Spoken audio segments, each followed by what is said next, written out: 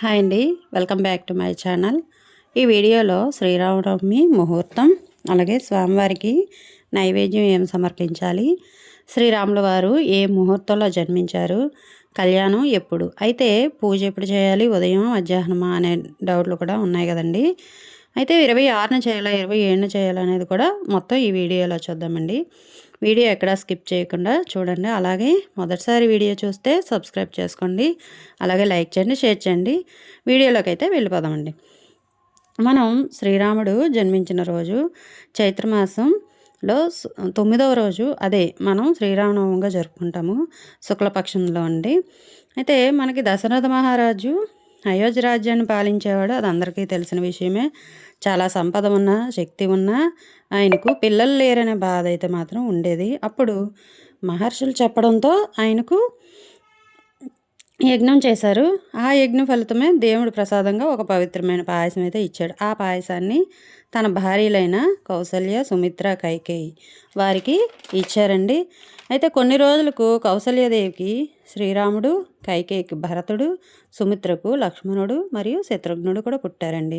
అయితే చాలామందికి అంటే మొన్నటి వరకు కూడా నాకు కూడా తెలియదు, రాముడు లక్ష్మణుడు ఒకే తల్లికి పుట్టారని. అంటే వాళ్ళు అలా ఉండేవారు అనుకునేదాన్ని, కానీ నేనైతే అంటే మామూలుగా అలా అనుకునేదాన్ని.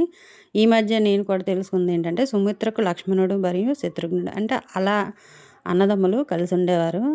ఇప్పటికీ కూడా అడవుల పాలైనా సరే రాముడిని ఏమాత్రం కూడా వదలకుండా లక్ష్మణుడు కూడా బయలుదేరి వెళ్ళడం, ఒకే తల్లికి జన్మించారన్న అనుమానం అయితే నాకు ఉండేది. కానీ అనుమానం తీరిపోయిందండి. కౌసల్యదేవికి శ్రీరాముడు మాత్రమే జన్మించారు. సుమిత్రకు లక్ష్మణుడు మరియు శత్రుఘ్నుడు, అంటే భరతుడు శత్రుఘ్నుడు అంటాము. భరతుడు శత్రుఘ్నుడు కూడా వేరు వేరు తల్లులు పుట్టారండి. అయితే ఈయన శ్రీరాములు వారు మంచి గుణాలున్న పెద్దలను గౌరవించేవాడు, ప్రజల్ని ప్రేమించేవాడు. శ్రీరాముడు పుట్టిన పునర్వసు నక్షత్రంలో మనం ఈ కళ్యాణం అయితే కూడా జరుపుకుంటామండి. శ్రీరాముడు పునర్వసు నక్షత్రంలో పుట్టారు. చాలామంది పునర్వసు నక్షత్రంలో పుట్టారు, కష్టాలు రాముల వారిల కష్టాలు అని అంటారు. కానీ రాముల వారు లోక ప్రతీతి అండి. లోకానికి చెప్పుకుంటే మనం శ్రీరాముల వారి గురించే చెప్పుకుంటాం. అలాగే నైవేద్యం విషయానికి వస్తే మనం బెల్లం పానకం, వడపప్పు చలివిడి, పప్పు బెల్లాలు, అటుకులు, పాయసం. నేనైతే అటుకులు పాయసం చేశానండి. బెల్లం పానకం సమర్పించాను, వడపప్పు చలివిడి, అలాగే స్వామివారికి ఇష్టమైన పప్పు బెల్లాలు కూడా మనం సమర్పించవచ్చు. అయితే ముఖ్యంగా మనం వినాయకుడిని చేసుకుంటాము. పసుపు గణపతిని పూజ అయితే చేయాలి కదండి.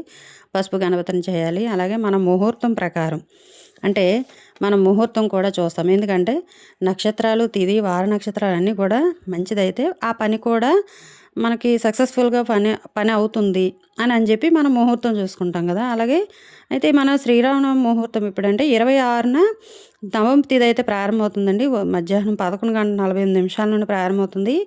27వ తేదీ 10:06 వరకు కూడా నవమి తిథి అయితే ఉంది. కానీ మనకి సూర్యోదయంతో వచ్చిన తిథి మనకు అవసరం కాబట్టి మనం 27న జరుపుకోవాలండి, 26ను కాదు. అంటే మార్నింగ్ 11:48 నుండి ప్రారంభం అయిపోయినా సరే మనకి మంచిదన్నమాట. అలాగే మనం కళ్యాణం ఎప్పుడు జరుపుకోవాలి అంటే, పునర్వసు నక్షత్రంలో జన్మించిన శ్రీరాముల వారు ఆ టైమింగ్ చెప్తాను చూడండి. 11:13 నుండి అంటే 27వ తేదీ జన్మ సమయం మధ్యాహ్నం 1:41 వరకు, అంటే సూర్యుడు నడి నెత్తి మీద ఉంటారండి. అది మనం అభిజిత్ ముహూర్తంగా కూడా చెప్పుకుంటాం. ఏ ముహూర్తం లేకపోతే అభిజిత్ ముహూర్తంలో కూడా పెళ్ళిళ్ళు జరిగే ముహూర్తాలు కూడా ఉన్నాయండి. అభిజిత్ ముహూర్తం అంత పవర్ఫుల్. అంటే ఈ నక్షత్రంలో కళ్యాణం జరుపుకోవాలి. కానీ కొన్ని రామాలయాల్లో ఆ ముహూర్తంలో కళ్యాణం చేస్తారు, కొన్ని రామాలయాల్లో అయితే సాయంత్రం జరుపుకుంటారండి.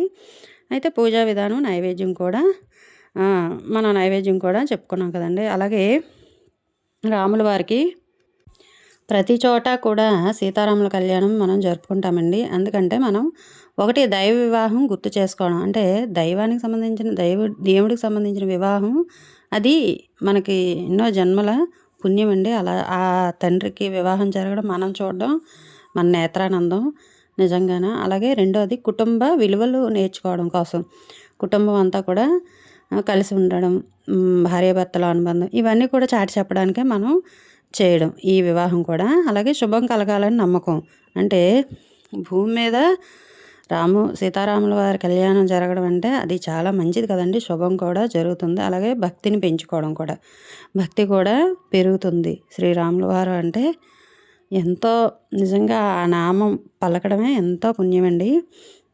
అలాగే అయోధ్యకు వెళ్ళలేని వారు, అయోధ్యలో జరుగుతుంది కళ్యాణం ఖచ్చితంగా. అయోధ్యకు వెళ్ళలేని వారు, మరి అయోధ్యలోనే కదండి రాముల వారు పుట్టారు. అయోధ్యలోకి వెళ్ళలేని వారు అందుబాటులో ఈ సీతారాముల కళ్యాణం చూసి తరించే శక్తి అంటే తరించడానికి మనకి ప్రతి చోట కూడా నిర్వహిస్తారు. ప్రతి చోట కళ్యాణం ఎందుకు చేయాలి అంటే ఇందుకోసమేనండి. అందరూ కూడా అయోధ్య వెళ్ళలేరు కదా, అందుకని సీతారాముల కళ్యాణం చూసి తరించడానికి ప్రతి చోట కూడా, ప్రతి ఊర్లో రామాలయంలో కూడా ఇది జరుపుతారండి, ఈ సీతారాముల కళ్యాణం. ఇంకోటి ఏంటంటే శ్రీ సీతారాములు లాంటి ఆదర్శ దంపతులు కూడా ఉండాలి, మనం అందరం కూడా అలాగే ఉండాలి, మన జీవితంలో కూడా శుభం కలగాలి, ధర్మం నిలబెట్టాలి అని రావాలి, అలాంటి మంచి సుగుణాలు రావాలని కోరుకోవడానికి కూడా మనం ఈ కళ్యాణం అయితే చూడాలండి ఖచ్చితంగా. అలాగే ప్రతి రామాలయంలో కూడా ఈ కళ్యాణం జరుగుతుంది. ఉదయం జరగవచ్చు, లేదంటే సాయంత్రం జరగవచ్చు. ఖచ్చితంగా మనమైతే వెళ్ళి చూడాలి. లేదంటే చాలామంది ఏంటంటే దంపతులు కళ్యాణం రోజు దంపతులు కూడా పూజ చేయించుకుంటారండి. అంటే మళ్ళీ వివాహం అయిపోయిన వాళ్ళు, వివాహం కొత్తగా అయిన వారు కూడా చేసుకుంటారు ఈ పూజ అయితే. రాముల వారిలాగే అంటే సీతారాముల వారు పీటల మీద కూర్చున్నట్టు కొత్త దంపతులు కూడా పీటల మీద కూర్చొని ఈ పూజ అయితే జరుపుకుంటారు. మన జీవితంలో కూడా శుభం ధర్మం రావాలని చెప్పి కోరుకోవడానికి ఈ రాముల వారి కళ్యాణం అయితే జరుగుతుందండి. ప్రతి ఊర్లోని, ప్రతి చోట, ప్రతి స్థలంలోని, అలాగే ముఖ్యంగా అయోధ్యలో శ్రీ సీతారాముల కళ్యాణం అంగరంగ వైభవంగా జరుగుతుంది. పునర్వసు నక్షత్రంలోనే జరుపుకోవాలి అని అంటే ఆ రోజు మనం అలా సంకల్పం వశిష్ఠుల వారు నిర్ణయించారండి. అలా సంకల్పం చెప్పుకొని పునర్వసు నక్షత్రంలోని రాముల వారు జన్మించిన నక్షత్రంలోని కళ్యాణం జరగాలని చెప్పి, అది ఊరూరా రామాలయంలో ఆనవాయితీ ప్రకారం కళ్యాణం జరుపుకోవాలని చెప్పి ఆ రోజు పెద్దలతో అంటే మన ఆధ్యాత్మికంగా పెద్దలచే నిర్ణయించబడిందండి. అలాగే మనం అందరం కూడా శ్రీరాముల వారిని అనుసరిస్తూ ఆయన ధర్మపదంలో నడిచే విధంగా శాంతి, పెద్దలను గౌరవించడం, ఇవన్నీ కూడా మనం ఓన్లీ అంటే కళ్యాణం జరిపించేసి పూజ జరిపించేసి కాదండి, ఆయన మనకి ఎలా ప్రజలకు ఎలా నేర్పాలి, ఏం నేర్పాలి అని అనేసి రాముల వారు అన్ని కష్టాలు పడ్డారో మనము కూడా అవన్నీ కూడా తెలుసుకొని మనము కూడా ఆ విధంగా ఫాలో అవ్వాలని, ధర్మం పాటించాలి.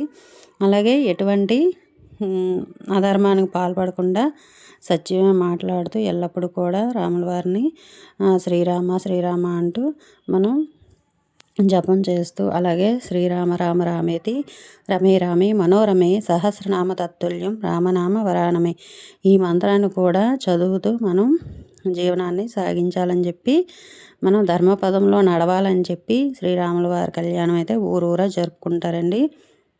అలాగే మన శ్రీరాముల వారి ఆశీర్వాదం మనకు దక్కాలని చెప్పి రాముల వారికి హారతి ఇచ్చి నేనైతే మల్లెపూలు అయితే సమర్పించానండి. చాలా ఇష్టమంట రాముల వారికి మల్లెపూలు దండేసి, అలాగే హారతి ఇచ్చి స్వామివారికి అయితే నేను ఈరోజు పూజ అయితే చేసుకున్నానండి. ఈరోజు శనివారం.